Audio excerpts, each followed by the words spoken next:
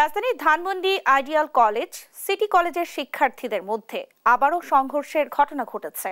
এতে আইডিয়াল কলেজের শিক্ষার্থী ছুরিকাঘাতে আহত হয় বলে জানা গেছে।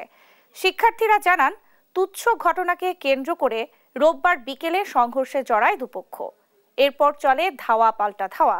উভয় পক্ষের অভিযোগ, পূর্বশত্রুতার জেরে ঘটনা ভিন্ন দিকে মোড় নিয়েছে। কলেজ কর্তৃপক্ষের উদাসীনতাকেই পরিস্থিতি আরও বেগতিক করে বলে জানান তারা। পুলিশ বলছে, বল প্রয়োগে নয়, কাউন্সিলিংয়ের মাধ্যমে স্বাভাবিক করতে চান পরিস্থিতি।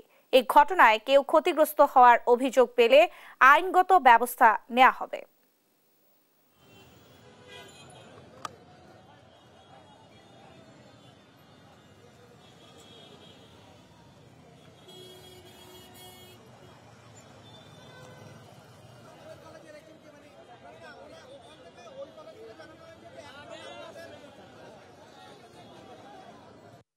আমরা আমাদেরকে প্রিন্সিপালকে হ্যারাস করবো না, সেখানে তারা কোনো মানতেছে না, তারা তাদের মতো ঝামেলা চালাইয়ে যেতেছে। এই জায়গায় আসার কারণ হচ্ছে আমি নিজেও ইট খাইছি, দেখেন আমি নিজেও ইট খাইছি।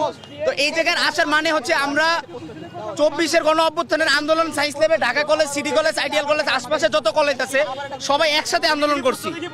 তো আজকে যেই আমরা যাইয়া যখন মিউচুয়াল করা হয়েছে, তারপর থেকে আবার সিটি কলেজের ছেলেপেলেরা আসছে, আবার সবাই তো আর এক না এই জায়গায়। তো উস্কানিমূলক বিভিন্ন কার্যকলাপে আবার সংঘর্ষে জড়ায় গেছে। এটা আমরা যতটুকু জানতে পেরেছি, ব্যক্তিগত ক্ষেত্রে কিছু রেষারেষি ছিল, সেখান থেকে পরে হচ্ছে সেটা একটা ইনস্টিটিউশনাল একটা দ্বন্দ্বে তারা জড়িয়ে পড়ে আছে।